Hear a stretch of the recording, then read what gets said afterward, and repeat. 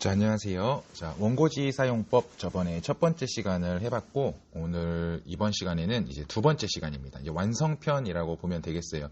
첫 번째 시간에 선생님이 과제 내줬었는데, 어떻게 원고지에 옮겨 쓰는 거 잘 됐는지 모르겠습니다. 정답을 좀 보여주면 좋을 텐데, 준비를 못했고요. 여러분 각각 선생님에게 이렇게 제출을 하면 선생님이 좀 도움되는 그런 좀 잘 어려움을 겪는 친구들은 도움을 줄 수 있는 방법을 제시를 해주실 거라고 생각을 합니다. 자, 오늘 배울 내용은 저번 시간에 배웠던 내용과 비슷한 부분도 있고, 또 저번 시간에는 시간 관계상 미처 다루지 못했던 조금 더 디테일한 부분까지 원고지 사용법을 살펴보도록 할 거고요. 마지막으로는 첫 번째 시간과 마찬가지로 선생님이 원고지에 쓸 내용을 주고 여러분이 원고지 사용법 규칙에 맞게끔 원고지에 옮겨 쓰는 식으로 저번 시간처럼 해보면서 이 원고지 사용법에 여러분이 자신감을 가질 수 있는 시간이 될 수 있도록 한번 해보도록 하겠습니다. 자, 시작할게요. 자, 여러분 원고지를 왜 사용하는지 한번 생각을 해봅시다. 그냥 A4 용지에다가 쓰는 방법도 있을 텐데 왜 원고지를 사용을 할까요? 여러분 그런 경우 있죠. 선생님이 편집글을 A4 한 장에 쓰세요. 또는 설명문을 A4 두 페이지로 쓰세요. 라고 했을 때 어때요? 친구들마다 글씨 쓰는 크기도 다르고 또 모양도 다 달라요. 그러다 보니까 어떤 친구는 A4 용지로 두 페이지를 썼는데 양이 굉장히 적은 친구도 있어요. 또 어떤 친구는 A4 한 페이지만 썼지만 그 내용이 굉장히 많이 들어가는 친구도 있습니다. 거꾸로 생각하면 글씨를 너무 크게 쓰는 친구는 너무 크게 쓴 대로 읽는 사람이 불편해요.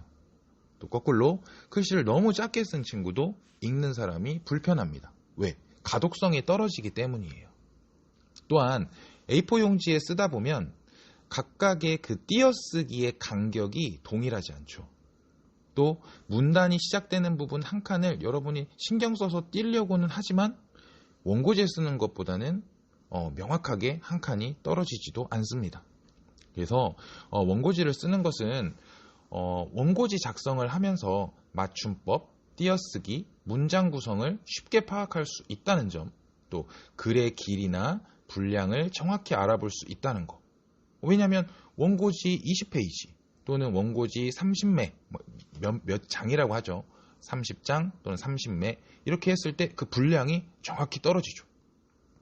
원고지 20매로 써오세요 라고 하면 누가 쓰더라도 20매면 20매 쓴 두 친구는 분량이 거의 비슷하다고 볼 수 있기 때문에 분량을 정확히 알아보기가 좋습니다. 그 다음에 글자나 문장을 가다듬고 바로잡기가 편합니다. 원고지는 칸마다 쓰게 되기 때문에 주변에 이제 공간들이 많이 남게 돼요. 그래서 글자가 잘못 썼을 때 또 바꿔쓰기도 좋고 문장도 가다듬기도 좋습니다. 이렇게 바로바로 고치기가 좋다는 거야. 여러분 A4 용지에 빽빽하게 쓰면 이렇게 고쳐쓰기 할 때 굉장히 불편하다는 거를 여러분 많이 느껴봤을 텐데 원고지를 사용하게 되면 문장이나 글자를 고치기가 훨씬 수월합니다. 그래서 제가 글쓰기 공부를 할 때는 A4 용지에 쓰는 것보다는 원고지에 자꾸 쓰는 연습을 하는 것이 여러분 나이에는 좋을 것 같아요. 자, 마지막으로 원고지 사용법이 서툴면 그 작품은 아무래도 규칙에 맞지 않게 쓰게 되면 보는 사람으로 하여금 상당히 감점을 할 수밖에 없는 그런 상황이 되니까 여러분 이때 원고지 규칙이 그렇게 많지는 않습니다. 그래서 이번 시간 2시간을 바탕으로 해서 자신감을 갖고 원고지를 이제 올바르게 쓸 수 있는 친구들이 됐으면 좋겠습니다. 자, 시작해 볼게요. 자, 먼저 원고지 용어 저번 시간에 잠깐 얘기했던 부분인데 좀 더 구체적으로 봅시다. 자, 여기 보면 요 세로 가로로 긴 부분을 줄이라고도 하고 행이라고도 해요. 그래서 1행, 2행, 3행 첫 번째 줄, 두 번째 줄, 세 번째 줄 이렇게 얘기를 합니다. 오른쪽으로는 칸이에요. 한 칸, 두 칸, 세 칸, 네 칸. 그래서 여러분 이 원고지를 한 페이지를 보게 되면 자, 행이 몇 행이 있어요? 하나, 둘, 셋, 넷, 다섯, 10개. 10줄. 10행이 있고요. 칸은 20칸이 있습니다. 그래서 10 곱하기 20 해서 200자 원고지가 되는 거예요. 일반적인 원고지가 한 장이 200자이기 때문에 200자 원고지다라고 얘기를 하는 겁니다.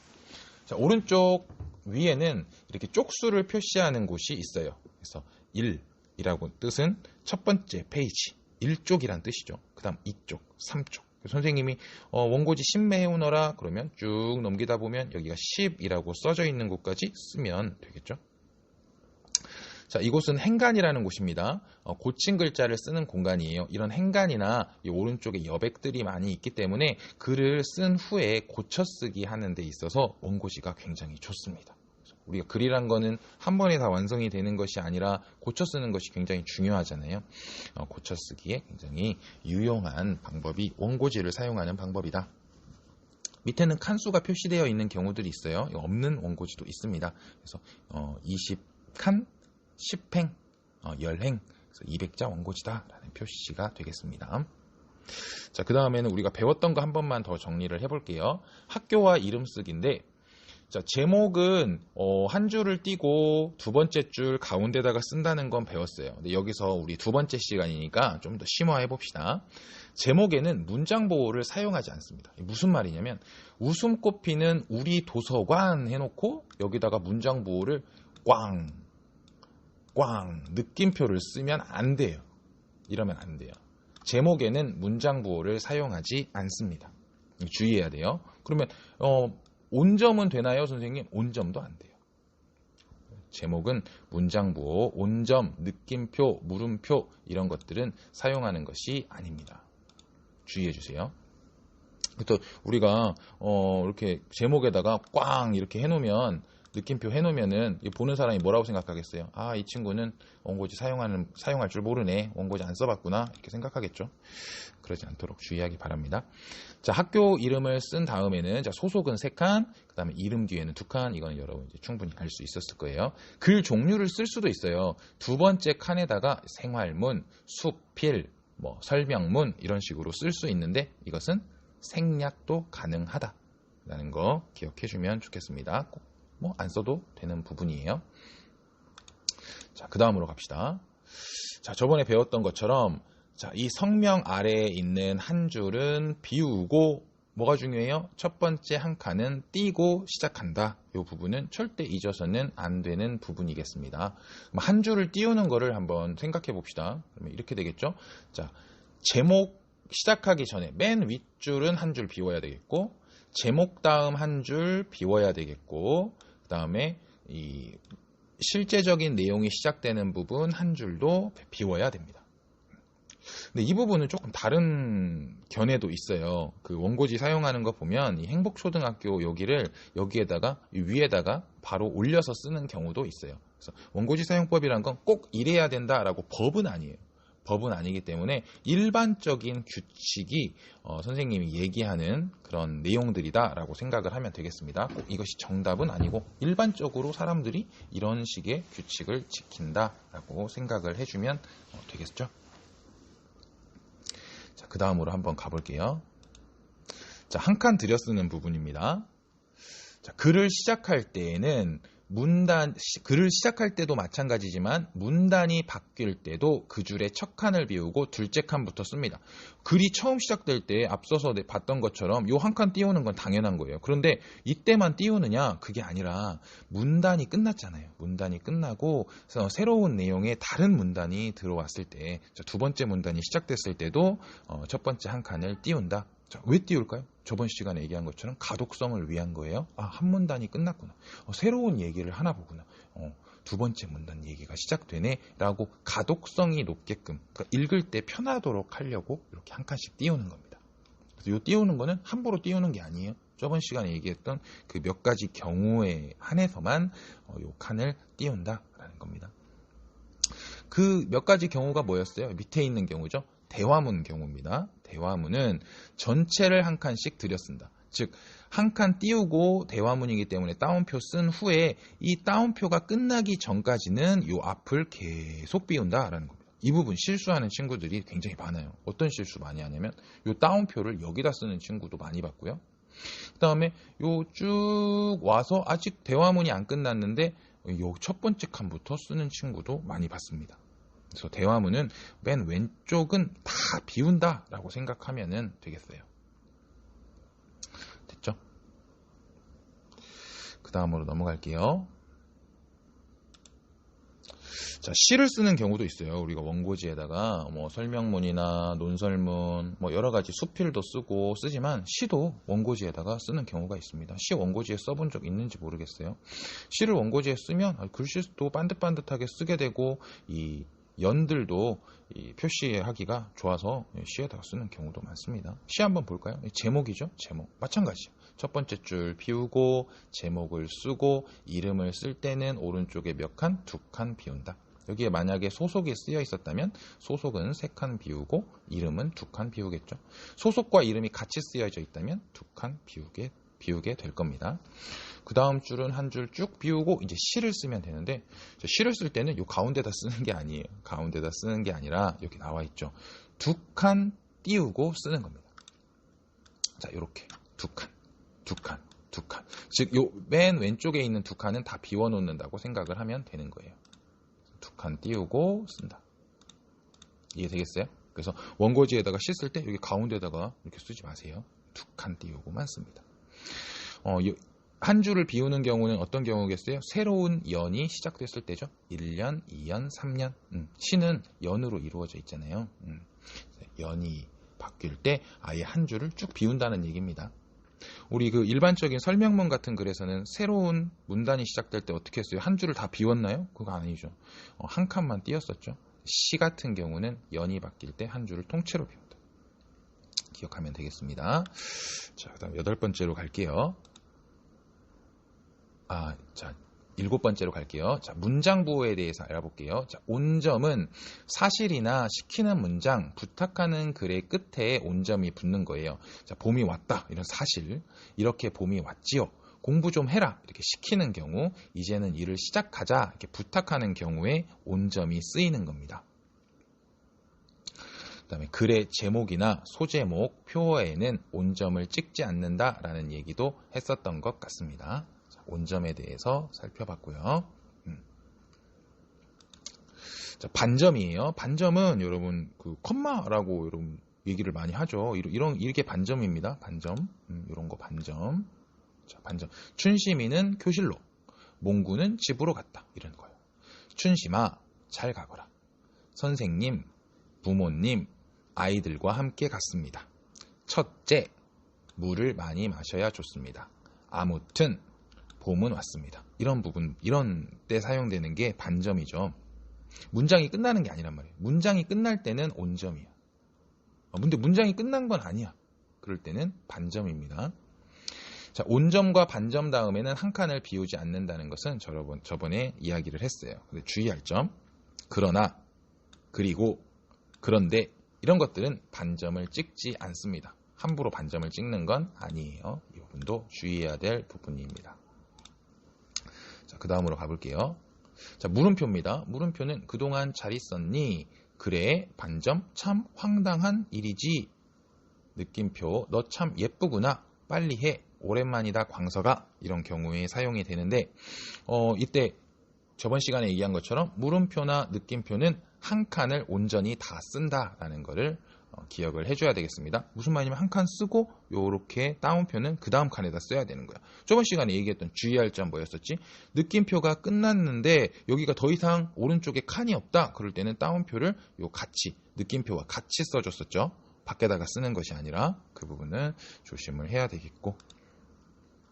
자, 큰 따옴표 봅시다. 큰 따옴표는 대화글이나 인용글에 사용되는 거예요. 이렇게 말하는 내용, 현준아 저녁은 먹고 책을 읽어야지, 이렇게 엄마가 직접 얘기한 거, 이런 부분들이 큰 따옴표에 사용이 된다라는 겁니다. 작은 따옴표는 언제 사용되는지 볼게요. 작은 따옴표는 큰 따옴표는 대화글에 사용이 되는 거였다면 작은 따옴표는 마음속으로 하는 말이나 생각, 또 따온 말 가운데 다시 따온 말, 문장 속에 제목을 따다 넣을 때, 이럴 때인데 일반적으로는 어떨 때 많이 사용이 돼요? 친구들이 할 때는 마음속으로 한 말이나 생각 같은 거를 나타낼 때 작은 따옴표를 사용하는 경우가 많이 있죠. 자, 그 다음 줄임표 한번 봅시다. 줄임표는 땡땡 점점점점점점이에요. 너에게 주고 싶었는데 점점점점점점. 이거는 원고지에서는 어떻게 쓰느냐? 바로 이렇게 쓰는 겁니다. 한 칸에 몇 개씩? 3개씩, 3개씩. 그래서 3개, 3개 하고 끝내는 거예요. 온점이 이렇게 쓰여지죠. 그래서 여러분 원고지에다가 이렇게 점 땡땡땡땡땡땡 쓸 때 이렇게 밑에다 쓰지 말고 한 칸에 몇 개씩? 3개씩 쓴다 생각하면 되겠습니다. 자, 이렇게 살펴봤어요. 저번 시간에는 가장 기초적인 부분만 살펴봤고 이번 시간에는 조금 더 자세하게 줄임표에 대한 부분, 또 원고지의 형식에 대한 부분, 문장 부호에 대한 부분, 이런 부분들을 살펴봤습니다. 사실 여기까지 하면 원고지를 사용하는 데에는 여러분 수준에서는 크게 더 이상 신경 쓸 부분은 없을 거예요. 하지만 우리가 알고 있는 것과 실제로 할 수 있는 것은 다르죠. 직접 해봐야만 한다는 거지. 저번 시간에도 해봤던 것처럼 이번 시간에는 좀 더 자신감을 갖고 할 수 있을 것 같아요. 자, 그래서 과제입니다. 저번에 사용했던 원고지 뒷장에다가 쓰면 되겠습니다. 다음 주어진 글을 실제 원고지에 옮겨 써보세요. 이번에는 우리 반 학생인 우리 진영이를 한번 데리고 와 봤습니다. 박진영 학생. 우리 2학기 전교 부회장이었죠. 자, 진영이 이번엔 제목을 쓰진 않아요. 제목을 쓸 필요는 없고 그냥 내용입니다. 왜? 제목은 저번에 충분히 연습했잖아요. 그래서 내용만 써주면 되겠는데 진영이는 선생님 뒤로 살금살금 다가갔습니다. 자, 주의할 점. 자, 여기 하나 띄어야 되겠죠? 첫 번째 칸. 한 칸 띄어야 되겠고 그 다음에 어디도 또 떼야 돼요? 여기도 떼야 되겠죠? 이 앞에 따옴표니까 떼야 됩니다. 예. 다음에 선생님께서는 무척 놀라셨나 봅니다. 이렇게 쭉 이어서 써보면 되겠습니다. 그래서 여러분 이제 이렇게 해서 2시간 동안 원고지를 사용하는 방법을 공부를 해봤는데 막상 여러분 이제 하다 보면 또 궁금한 점이 생길 수 있어요. 궁금한 점이 생기면 밤마다 대체적으로 지금 단톡방 카톡을 이용하는 경우가 많은 것 같은데 뭐 불필요한 말을 남길 필요는 없겠지만 수업 받다가 궁금한 부분이 있으면 화면 여러분 보고 있으니까 화면 캡처를 해서 선생님한테 선생님 이 화면 내용에서 이런 부분 좀 이해가 안 됩니다 라고 하면 선생님이 바로바로 답장을 해줄 수가 있을 것 같습니다. 이제 만날 수가 없으니까 학교 와서 물어볼 수가 없어서 조금 아쉬운 점이 있는 것 같습니다. 선생님이랑 이제 만나지는 못하셨지만 원격 수업 들으면서 궁금한 점들이 분명히 있을 거예요. 그럴 때는 그냥 넘어가지 말고 선생님에게 반드시 카톡으로 남기거나 또는 문자를 주거나 또 설명하기 어려울 때는 뭐 전화를 해도 괜찮을 것 같습니다. 선생님들은 학교에 있으니까요. 그래서 원고지 사용법을 지금까지 살펴봤습니다.